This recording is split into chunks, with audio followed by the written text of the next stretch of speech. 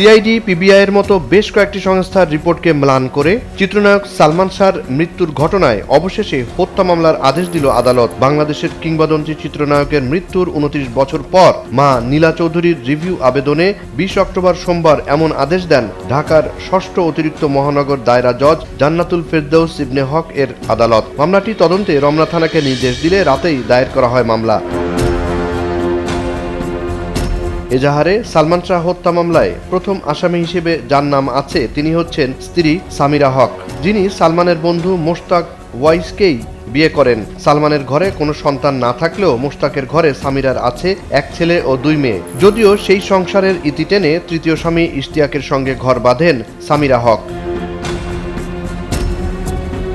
আসামি হিসেবে সামিরার পরেই আছেন মুম্বাইয়ের ডন দাউদ ইব্রাহিমের ঘনিষ্ঠ সম্পর্ক রাখা আজিজ মোহাম্মদ ভাইয়ের নাম। Olympic battery, Olympic ball peen, Olympic bread and biscuit ইত্যাদি প্রতিষ্ঠানের মালিক আজিজ মোহাম্মদ ভাই সপরিবারে থাইল্যান্ডে থাকছেন এবং সেখান থেকে ব্যবসা পরিচালনা করছেন। সালমান শাহর মৃত্যুর 2 বছর পর 1998 সালে বনানীর ট্রাম্পস ক্লাবে চিত্রনায়ক সোহেল চৌধুরী খুনের ঘটনায়ও উঠে আসে তার নাম।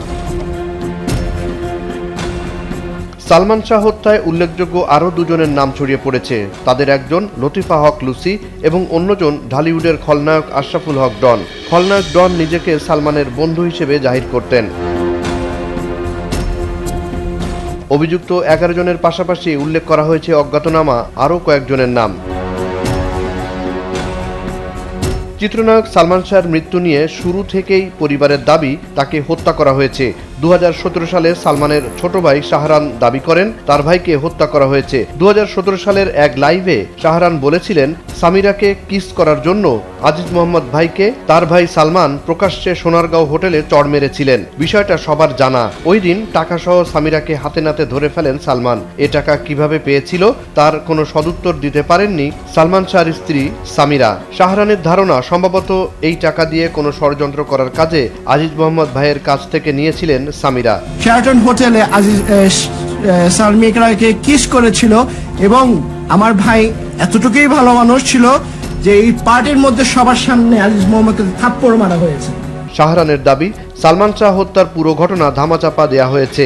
যখন সালমানকে ঢাকা মেডিকেল কলেজ হাসপাতালে নিয়ে যাওয়া হয় তখন তাদের সঙ্গে চালাকির আশ্রয় নেওয়া হয়। সালমানের বাবা মাকে আলাদাভাবে সরিয়ে দিতে দ্রুত পোস্টমর্টেম করতে নিয়ে যাওয়া হয়। শাহরান অভিযোগ করেন, আমি পোস্টমর্টেমের সময় থাকতে চেয়েছিলাম, আমাকে থাকতে দেয়া হয়নি।